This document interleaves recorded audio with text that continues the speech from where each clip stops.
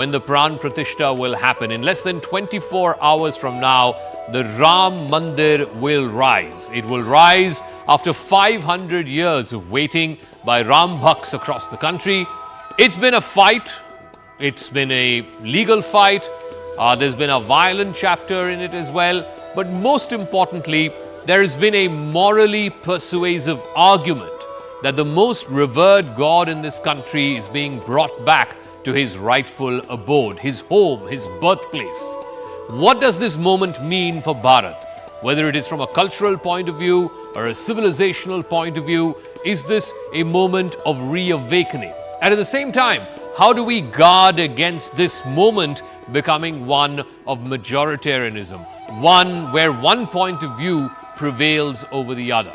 Is this revival of culture a way of life which is thousands of years old? And mind you, it was bruised by invasions and conquests and colonialism. Does this moment offer an opportunity to try and write a new chapter and to try and also forgive and forget and perhaps once and for all bury the old chapters of the past? We'll get to all of that in just a moment with our special panel of guests. But I want to first go across to what it means to be in Ayodhya Nagari right now, with just a few hours to go for the Pran Pratishtha.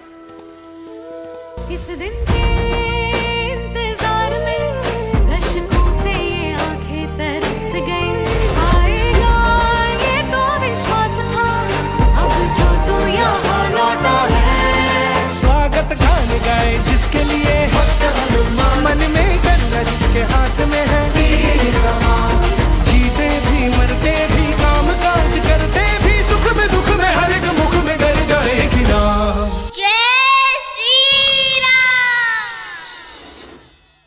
All right, full special panel joining us on this special edition of Brass Tacks. It's part of our continuing 100 hours non-stop coverage leading up to the Pran Pratishtha, which is going to be just past noon on Monday. On the broadcast tonight, Dr. David Frawley is an author and Vedacharya. Hindol Sen Gupta, historian and author. Suhag Shukla is the executive director with the Hindu American Foundation. Neena Rai, columnist and author of Amazing Ayodhya. Thank you very much for joining us on the panel tonight. Dr. Frawley, let me start with you first.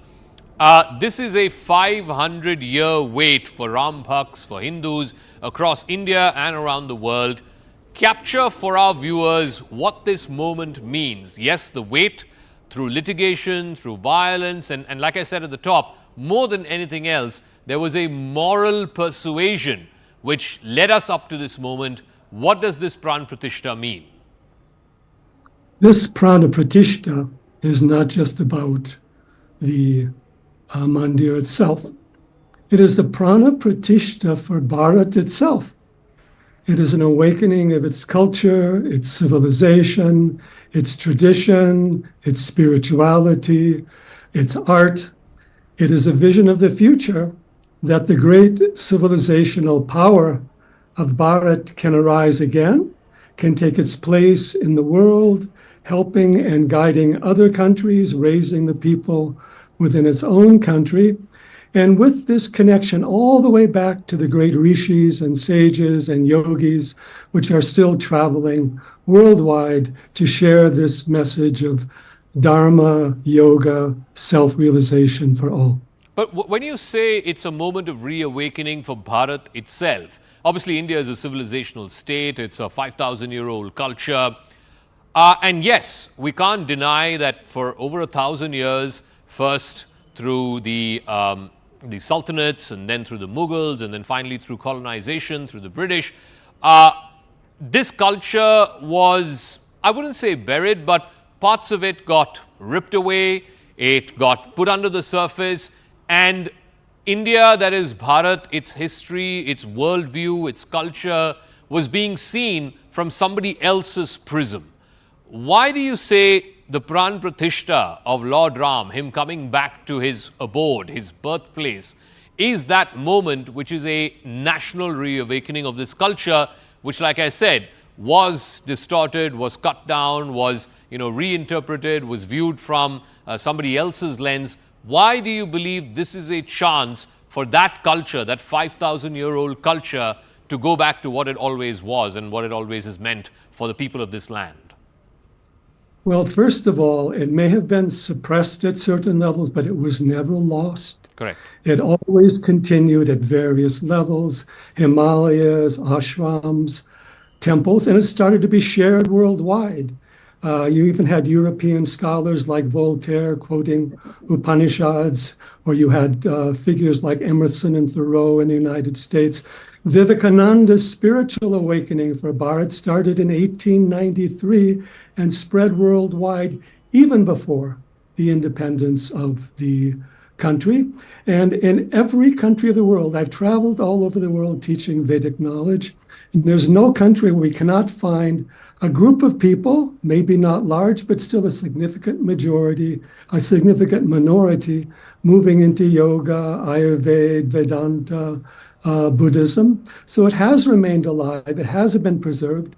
Before the Mughals came, before the British came, the Marathas were the dominant power in India. The power of the Mughals had been broken. They were already rebuilding temples at that particular point. So that has been ongoing, and that continues to grow. But Ram is such an iconic figure. Ayodhya is the heart of India. Ramayana is the central work. And you have to understand Ram is a figure of the Hindus, the Buddhists, and the Jains, the solar dynasty, whether you have Ayutthaya in Thailand, you have Ramayana in Indonesia, you have Japanese version of Ramayana that has also come out. So it takes the ancient essence of the past and takes it to the future, because what Bharat offers the world is a science of consciousness that we don't find really so addressed elsewhere, and a way to be one with the entire universe, not just all humanity, all living beings, all existence, all time and space, one self and all being, Atma. This is what Upanishads, Gita teach. This is what Shri Ram manifests. Shri Ram is the avatar of the sun. He shines that divine light upon all. Hindol Sen Gupta, if you were to draw a straight up comparison, the birthplace of Christ, Bethlehem, or the birthplace of Muhammad, Mecca, or the birthplace of Buddha, these were never contested in that sense, certainly not in the way that Ram's birthplace was contested. Like I said, there's been periods of litigation, there's been periods of violence, but all through this, there was a belief, an astha, a faith for a landmass of people, now 1 billion plus, who always believed that this is where Bhagwan Sri Ram was born. Irrespective of what the law said, irrespective of what the other side said, this was a matter of faith, this was a matter of belief. How would you explain that, if you were to make the straight up comparison, no one fought saying, Bethlehem is contested or Mecca is contested. But for Ayodhya, there was always this, but it's a disputed structure or it's a disputed history. How would you then explain that at a moment such as this, when, frankly, for me, I think it's the end of that dispute? Very simple way to explain this, Zaka, and one only has to look at the history of this movement to understand that history. Till well into independence, there was actually a consensus was building between the Hindus and the Muslims on the Ram temple. There was no dispute. If you look at colonial records, they always refer to the place as Ram Janmasthan or Janmasthan. There was no dispute about that. This dispute was manufactured. It was manufactured by a small clutch of hardline, quote-unquote, JNU tribe of historians well in the 60s and 70s. And it was a manufactured break of consensus. Otherwise, having looked at the historical record carefully, I have absolutely no doubt that the Hindus and the Muslims long ago after independence, would have come to some sort of mutually agreeable settlement. It became this vicious divide that was manufactured by this tribe of people. And we have people like Kiki Muhammad, great respect and reverence for being honest to their work and revealing the truth. You mentioned legal dispute. There is no legal dispute at all. The Supreme Court had spoken, and the records that KK Muhammad and others provided clearly showed that the masjid was built on top of the destruction of a Ram temple. Again, if you look at colonial records, this is not disputed.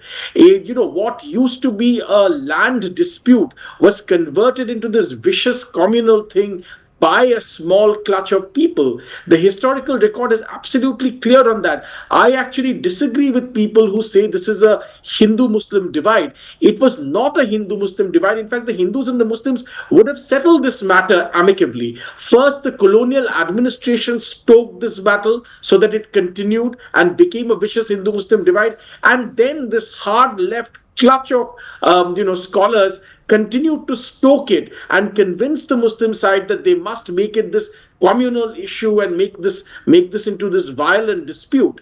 Actually left to the common people, common Hindus and Muslims and local people, they would have come to an agreement long ago. And on this panel, of course, David Frawley, who's seen the story for much longer than people like me, knows this, and many other people know this. So this dispute is a manufactured dispute, and I'm really glad it has come to an end. And it has come to an end, I repeat again, through the common wisdom of people like K.K. Muhammad, who were faithful to their real scholarly work rather than this manufactured vicious thing. Nina Rai is also joining us. She's the author of Amazing Ayodhya. In Ayodhya, between the Hindus and the Muslims, there was always this belief that this is Ram Janmabhoomi, as Hindul Sengupta pointed out.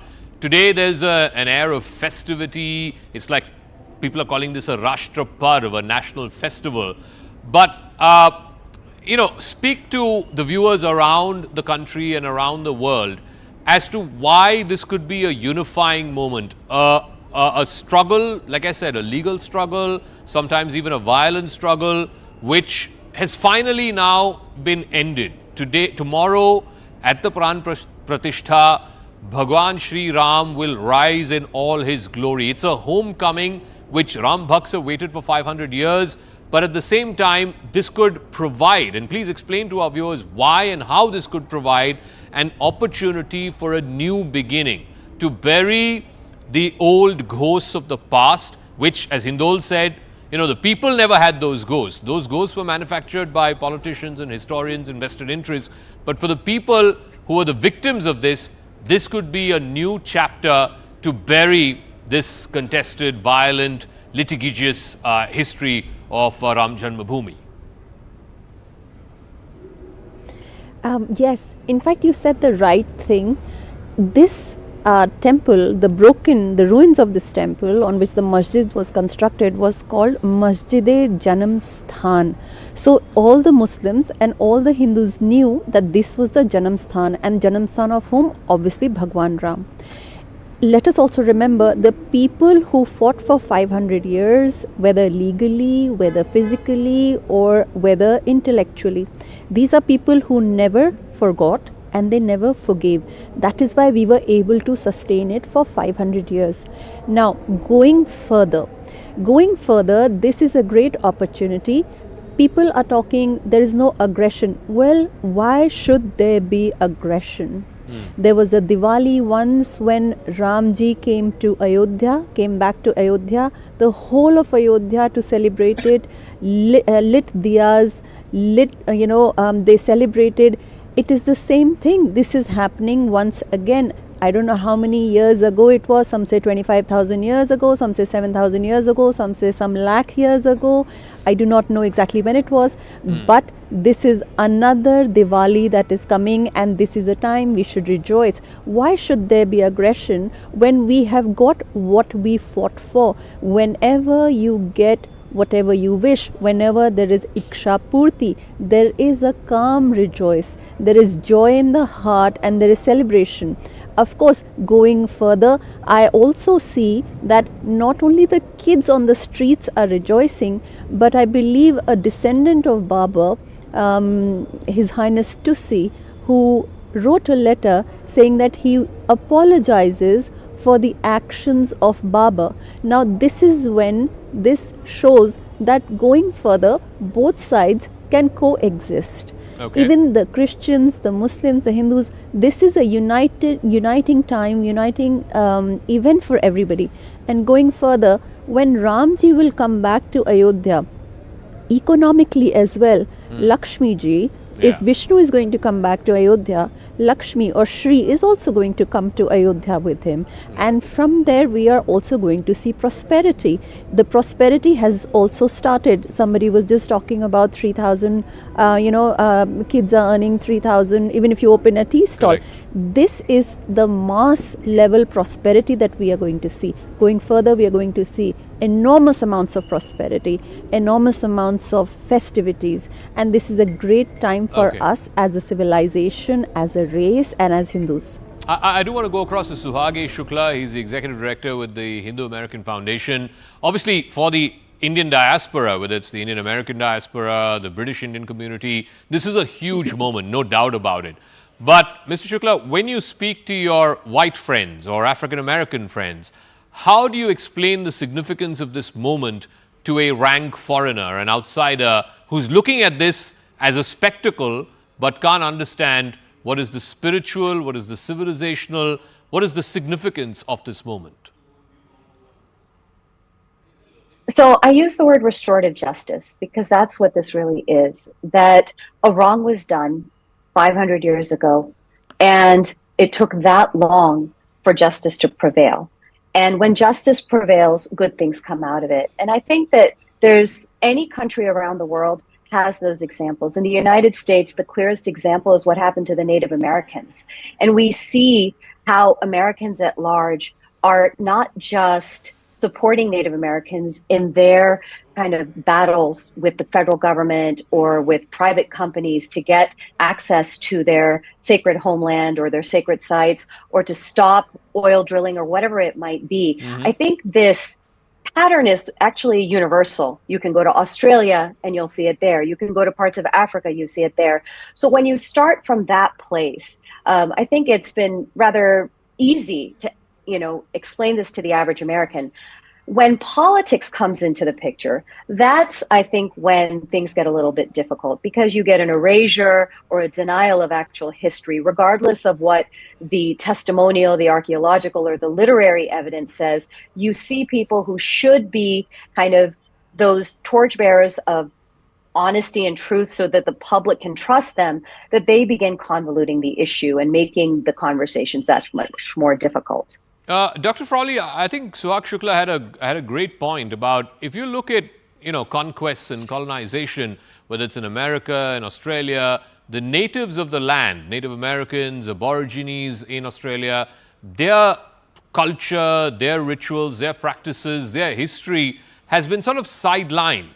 Today, popular culture in America and Australia is what has been defined by the colonizer, whereas in Bharat, whereas in India, 300 years of colonization, and yet the spirit, the culture, the way of life of the vast majority of this land thrived and survived. And today, like I said, it's thriving. This is a moment of national reawakening. How and why did it survive? And how is the history here so different from what we've seen in the US or in parts of Europe or in Australia for that matter? Well, for one thing, the Hindu population has been much larger. The traditions have been much more deep-seated, going back thousands of years.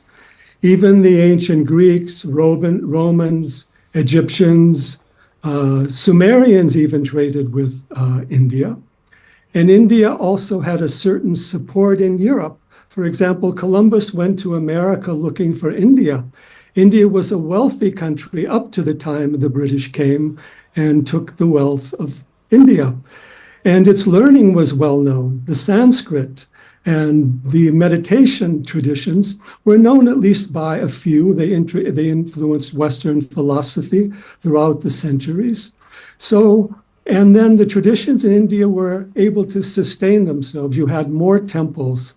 You had people who had the resources to rebuild. You had a very deep-seated culture in the family, in the community, in the village. And I have to say, the Hindus never stopped fighting. They never gave up to the colonial rulers. The British didn't defeat the Marathas, I think, until 1818 or 1820.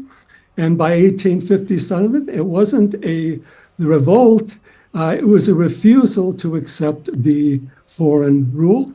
Intellectually, the Indians also fought. You had Arya Samaj, you had Ramakrishna Vivekananda, you had the Swamis and the yogis. They didn't give up their identity. And even the great battle was educationally with the British, who tore down Indian education and replaced it with an anti-Indian education, an anglicized class. They've caused a lot of the trouble with the Ram Janmabhoomi because they identify more with the British and want to be in good with the foreign view. But India never gave up, and it's always produced great sages. And look at in the 20th century, how many great Indian gurus have traveled worldwide and shared the message of Vedas and even temples. Recently, the largest Hindu temple outside of India, except for Angkor Wat, has come up in New Jersey by BAP Swaminarayan.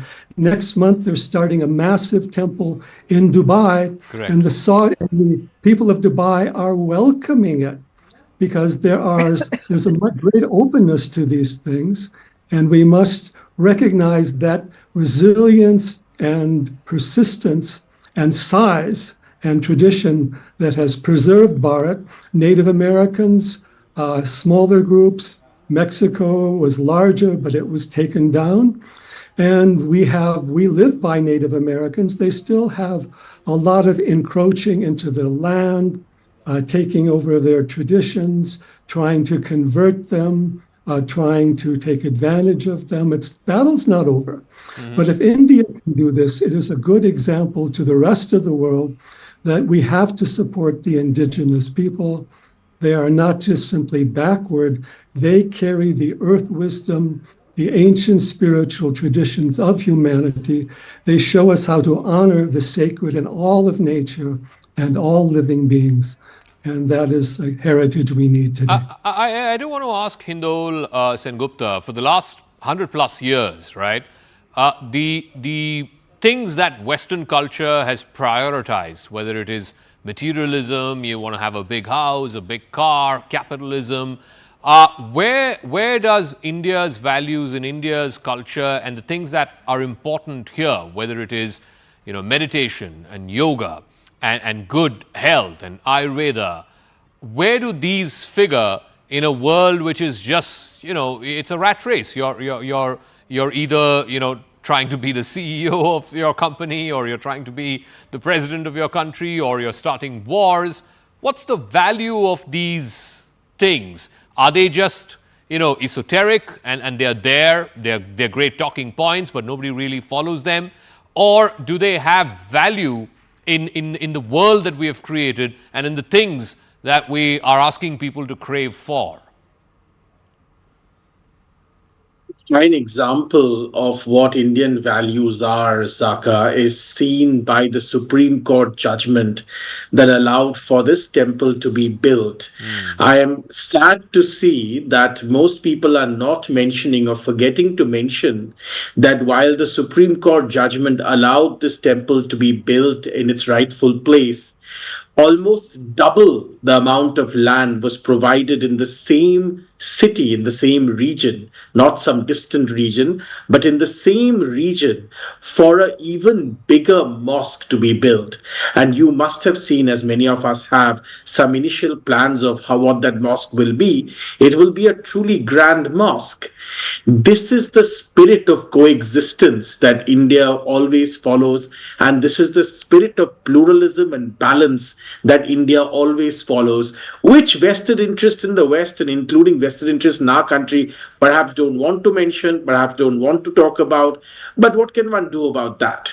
India has always been about balance. On one hand, our sages have shown us what to do with austerity and monastic vows. On the other hand, we have Lakshmi, who we worship as the goddess of wealth.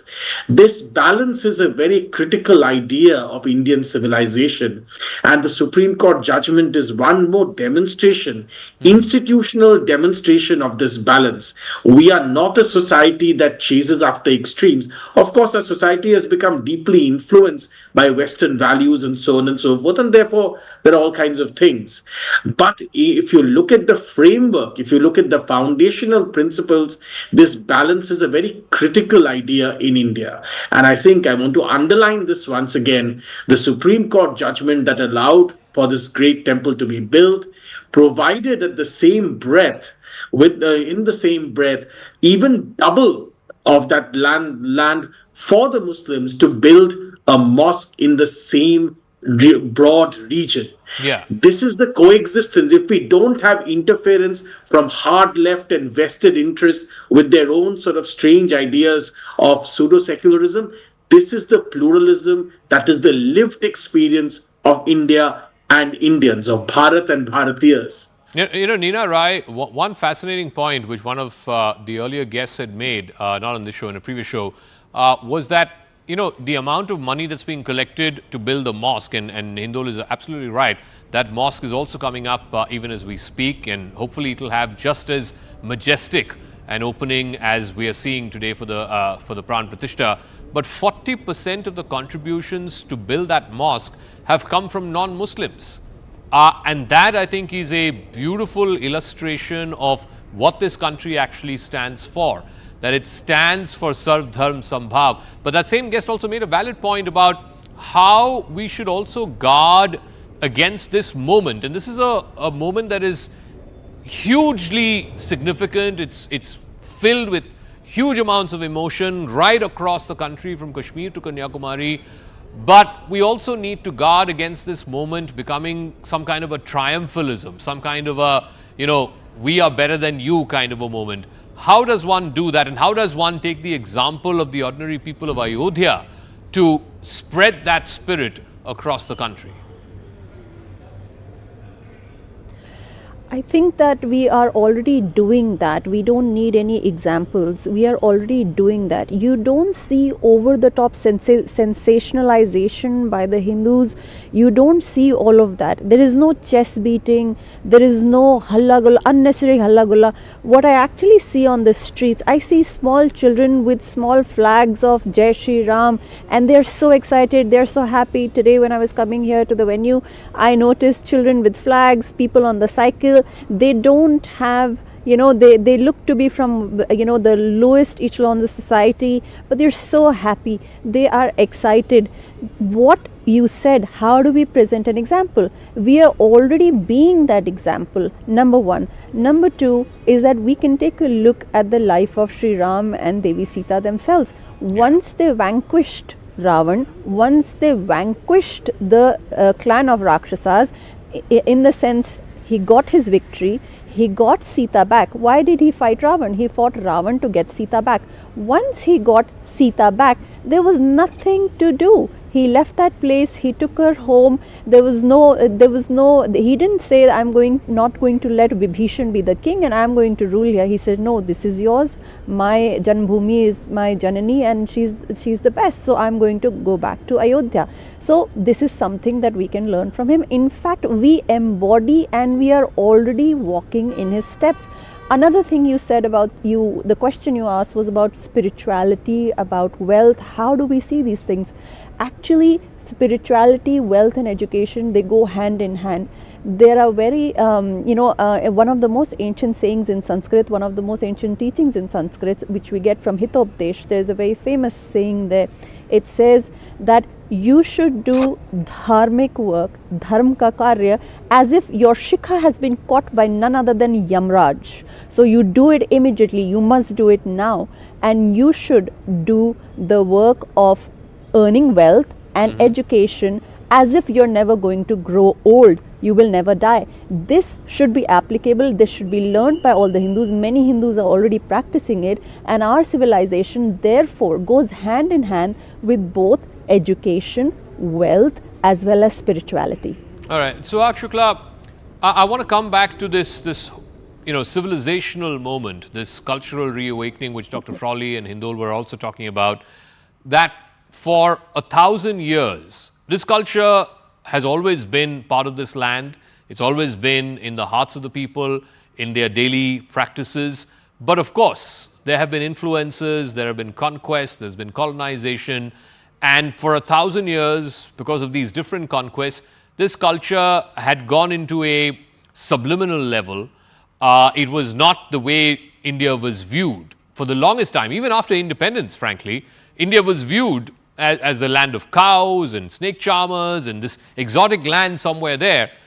But today, how is India mainstream and Indian culture and Indian values mainstream even in a Western worldview? Today, the West is talking about mental health. India has been talking about meditation for thousands of years, right? How has it become mainstream and not something, this faraway exotic thing that you look at and you're mesmerized by, but not necessarily something that you want to adopt? Yeah, that's exactly right. I mean, I joke here, but there's probably as many yoga studios in the West as there are Starbucks. So we know that there's a thirst for something more. Capitalism has, of course, benefited a number of societies and the world. However, it has its limitations. And I think that, especially in the West, we're beginning to realize that there are those limitations. We're seeing record numbers of mental health issues, violence, social or politicization, and big divides just on ideological bases where common people can't talk to each other. And they're realizing that there's something more than just chasing materiality. And that's where I think that Hindu Dharma and India provide such a transformative path forwards. We in India also have to follow that path. Our tradition has always said that, yes, artha and kama are important, but dharma has to be at the foundation and moksha has to be our ultimate goal. So if we just learn our tradition, and so many people have been carrying it forth. When I'm in India currently and talking to just average people who are struggling sometimes to just make ends meet, they have this message just in their hearts and coursing through their blood, so that they are working hard, they're doing what's right, they're serving their families, they're trying to give their children a better future, but they're not losing sight of ethics, they're not losing sight of an ultimate goal. They remain amongst the most devout, and that's where I see inspiration. And I think that the West has a lot to learn from India, and I think that it has been doing that and will continue to do so. I'll give Dr. Frawley and Hindol the final word as we come to the concluding part of this discussion. Dr. Frawley, there was, it depends on which way you see this, about Ayodhya pehle and then Kashi or Mathura baki hai. Now, one way of looking at it would be the biggest gods in this country and their abodes, their birthplaces should belong to the Hindus. It should not be a matter of dispute. That's one way of looking at it. And the other way of looking at it is that this is now, you're digging up old grievances, you're trying to right historical injustices. How does the example of Ram and what we have seen in Ayodhya, this long battle, and finally, as Hindol said, the Supreme Court judgment paved the way for this, Prana Pratishtha.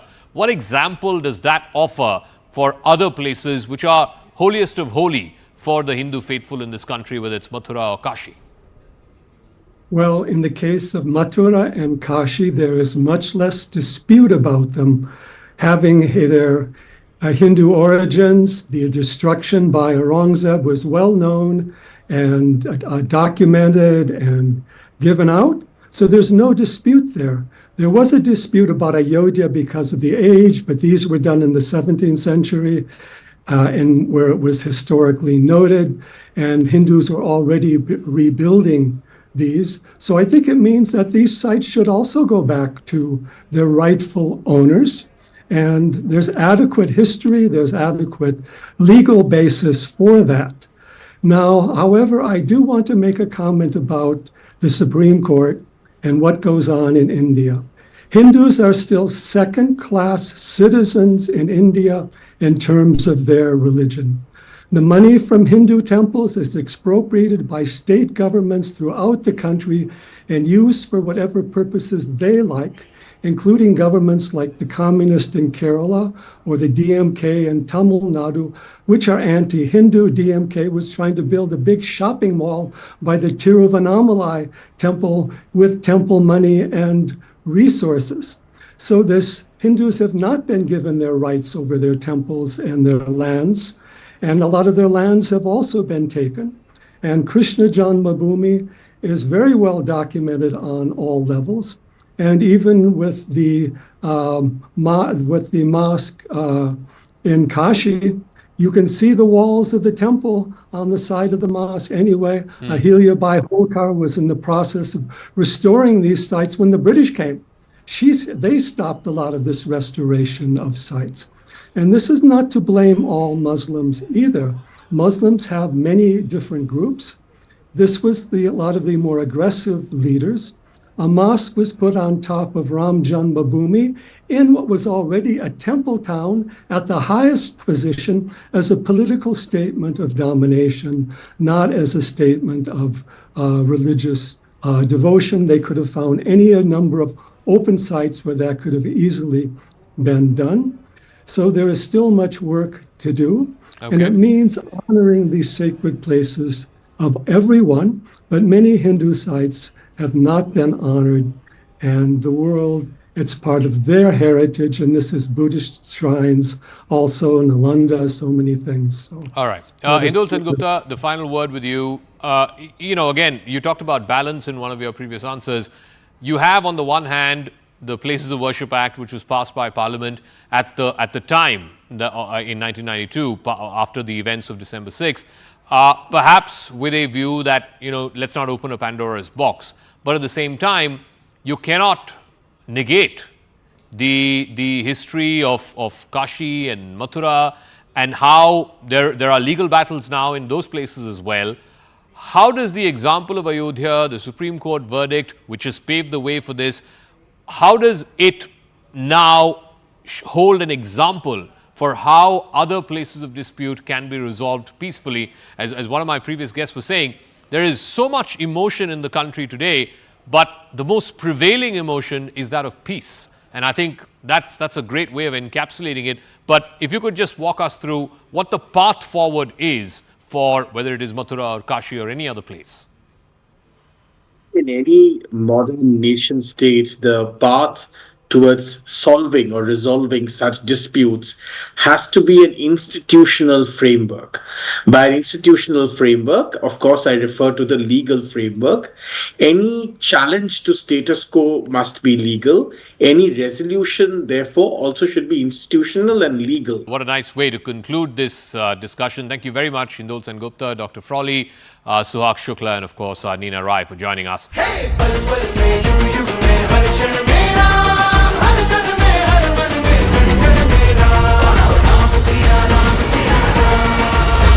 Ensure that the ground floor and the first floor of the Ram temple are now complete, and the second floor of the entire temple, in fact, will be complete by the end of this year. The Prime Minister will be interacting with these Shramjeevis, the laborers and the workers who worked so hard on constructing the Ram temple. He would also briefly do some jap before he enters the Ram temple Garbhagriha for the Prana Pratishtha ceremony.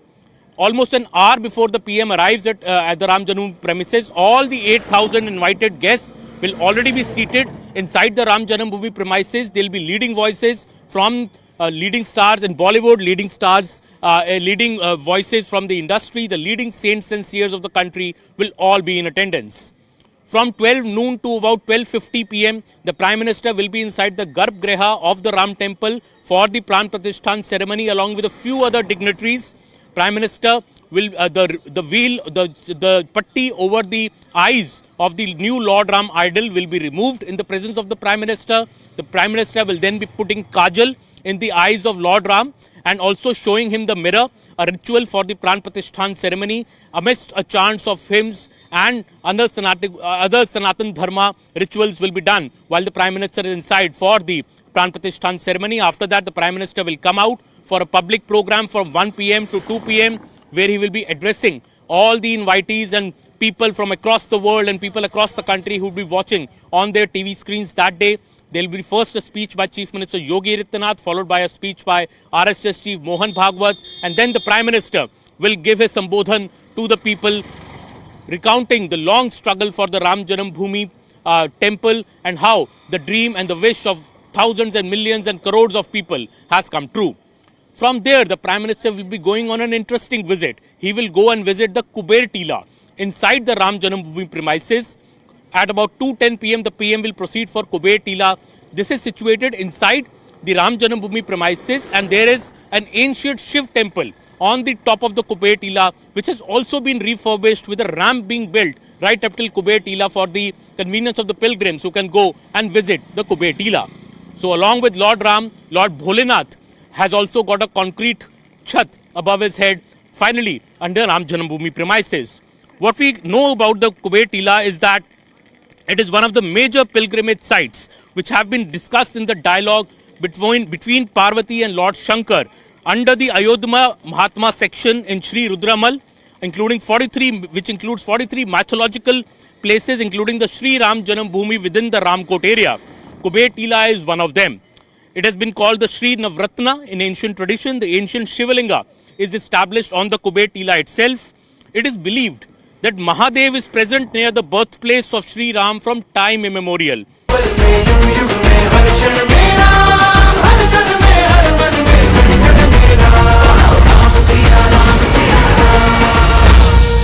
More than 8,000 people will be attending the Prana Pratishtha in less than 24 hours from now. Many celebrities have been invited from the world of films, cricket, other celebrities. One of them is now joining us, Vivek Oberoi. Thank you very much, Mr. Vivek Oberoi, for speaking with us here on CNN News 18. You are joining us from Ram Nagari, Ayodhya. Just tell us, what is the mood there in Ayodhya? What are you feeling right now as you are actually going to witness history as it unfolds firsthand? I think the only way I can express that in the expression, the phrase that's flying through the airwaves, you can breathe that in the air in Ayodhya right now, is Jai Shri Ram, Jai Jai Shri Ram. It's very interesting, where it seems like a spiritual high. I was just by the banks of the Saryu Nadi, and I had gone there physically to do a couple of live talks. And that kind of outpouring of joy beyond geography, beyond caste, creed, community, even sometimes religion and color. It's crazy to see humanity come together like that, so excited, so ignited, and yet in a strange way peaceful and calm. And I think that's the only the magic of Ram can do something like that, where normally when something's ignited, passions are ignited, you're worried about tensions, you're worried about clashes and conflicts.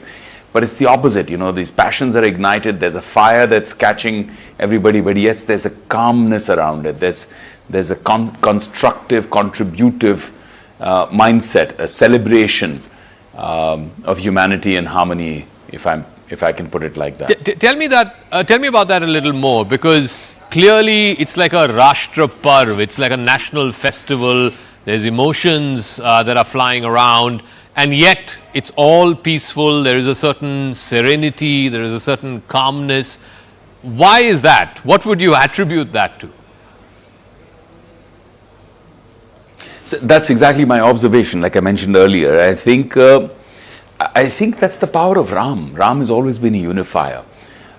We can celebrate this as a personal celebration. You can celebrate this as a societal celebration. You can celebrate this as a celebration of Ram Bhakts, of Hindus, of the nation.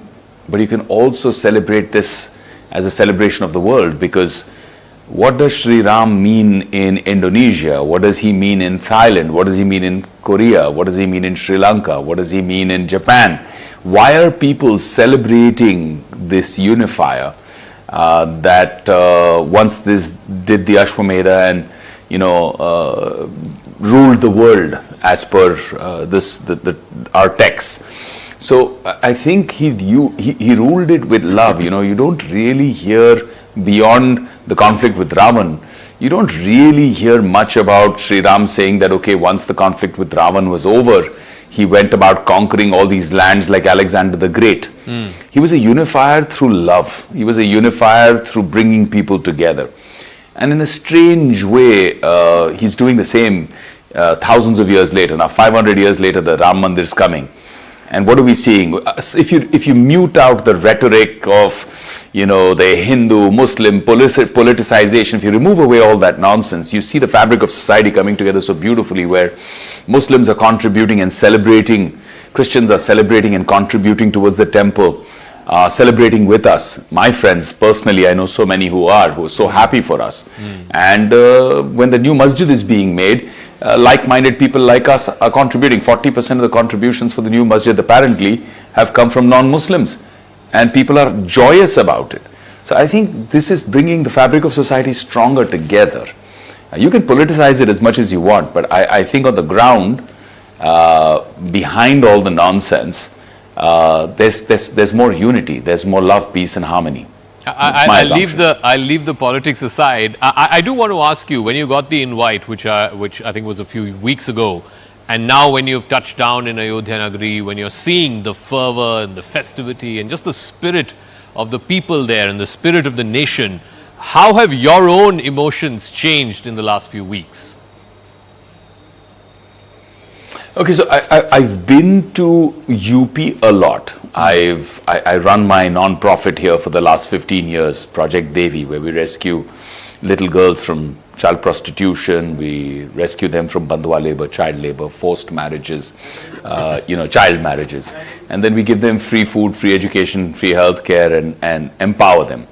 And over the last probably 14, 15 years that we've been doing this, we've rescued more than 12,000 girls in this process. And because of that, the visit to UP, rural UP, interacting in the hinterlands, meeting, village people and village folk has been something that I've been doing for a decade and a half now. But I've never strangely been to Ayodhya. This is the first time. I've shot in Prayagraj, I've worked in villages and districts, I've been nook and corner, but strangely, this is the first time I've come to Ayodhya.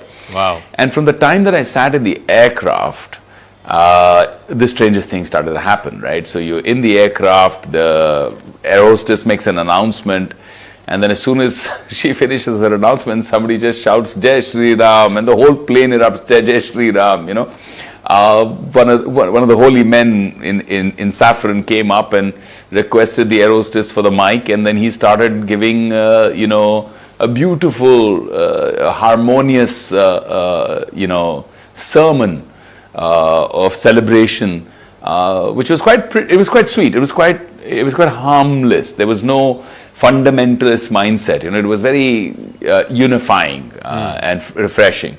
So all these things are bizarre, and then you land in Ayodhya and you see a whole different energy, man. I mean, I was talking to some of the young kids here, and they're saying, sir, even if a guy puts a small tea stall in Ayodhya right now, from where it used to be unemployment issues, he could make 3,000-4,000 rupees per day, not per month, but per day. So what's happening here is crazy. I mean, where your per square foot land would be 2,000, 2,500 rupees per square foot, it's trading at 10,000 rupees a square foot, and it's only going north. It's just, they're saying it will double from here. I do want to ask you, as we come to the concluding part, I don't want you to get into the politics. You're not a politician, you're an actor, so I'll leave that to the professional politicians. But we know what this moment means for Ram Bhaks, for Hindus. It's a 500-year wait. As they say, 500 saal baad Ram ji apne ghar wapas aa rahe hain. But how would you explain this, let's say, to a Muslim or to a Christian or even to a foreigner who does not know who Ram is or what this moment's significance is? How would you explain this to them? I think it's difficult, and it's not difficult because it's difficult to explain, because the facts are there. But unfortunately, we live in a world where people scream and shout a lot more, and the facts get drowned by the noise. You have incredible stories of a Muslim archaeologist without whom Yeah. this case could have never been won. Mr. KK And, Mohammed. he's been correct. so committed. Absolutely, I'm a fan of his. He's been so committed and so honest to his work, and the integrity is, par excellence, because it actually makes him a good Muslim, being honest in his work and not lying about things that are convenient. And that's the most beautiful thing about Islam. To say it tells you that you should stay with your truth no matter what. So each religion has that. It has the positives. If you take away, I'm ecumenical in my belief. I respect every single religious belief. I am at home in any religious function. If you tell me to be in a church and offer prayer, I'll be able to connect with the divine seamlessly. I don't have an issue with that, because I believe that the divine is formless, and we can worship him in a million forms, or her in a million forms. But I think right now what's important for Hindus to do is not make this aggressive. Think of Shri Ram, be like Shri Ram. What was Shri Ram? He was inclusive, he was harmonious. When you hear about Shabri ke Ber, what more in a world where there was chhoot-achhoot, there was so much segregation. Here he had Jhoote Ber, and with so much love. And we still talk about her, she's a larger than life legend. You can't say Ram and not have the association with Shabri Ma. Yeah. So amar kar diya unhone. So that's the beauty with which we need to approach this. We need to approach this with inclusiveness. We need to let our Muslim brothers and sisters, Christian brothers and sisters know that this is not hardline Hindu fundamentalism, but it's a celebration of what was, correcting the wrongs, and having been patient enough to do it through a process. Right? 500 years is a lot of patience, man. I mean, when the Turks exited Saudi and Saudi got independence, in the first 10 years, they tore down, a Muslim country tore down masjids, mosques, because they were built by Turks, and they didn't want to have the cultural influence of Turks in an independent Saudi Arabia. They wanted to write their own history, go back to the original. So, when that happens, and that happens in 10 years or 20 years of independence, you had 500 years of waiting, 75 years of independence, and you did it by the book. You're a majoritarian country, but you showed the world that it can be done by the book. I think we have to commend ourselves and not go by a foreign narrative. All right. Know ourselves. We are that people. You and I grew up in a society where we've had friends of every religion and we've celebrated every single festival. I'm sure you celebrate Diwali in your home. I know I celebrate Eid. All right. Thank you very much, Vivek Oberoi, for that unifying message, that, we need to come together in a moment. This could be a moment of national rejuvenation, a moment of cultural reawakening. The last thing we want is any form of, violence or aggressiveness, or, one side boasting that this is better than the others. So we leave it at that. Thank you very much. And you have a great time there. You are witnessing history firsthand when the Prana Pratishtha happens on Monday morning. पल पल में युग युग में हर क्षण में राम, हर कण में हर मन में कण कण में Ram, Ram Siya Ram. The incarnate, it is also believed, just as the same way Lord Shiv is present there in the vicinity of Lord Ram's birthplace, just as Lord Brahma came and resided in the Brahmakund on the arrival of Ma Sita. It is also believed that on Kuber Mount, the Shri Kuber, the incarnation of Shri Vishnu is seated as a servant of Lord Ram in his kingdom Ayodhya in the form of symbol of glory and wealth. There is also a new Jatayu statue, a bronze statue that the PM could pay tributes at the Kuber Tila. This is a bronze statue which was installed on Kuber Tila of the bird king Jatayu just last month. And we all know how Jatayu had a very, very significant role in the Ramayana, trying to save Ma Sita from the clutches of Ravana while Ravana abducted her and took her to Lanka. After all these programs at 3:30 p.m., the Prime Minister is expected to depart from Ayodhya, concluding his 5-hour long historic and a very, very religious and a very, very important visit on January 22nd for the Prana Pratishtha ceremony. Prime Minister Narendra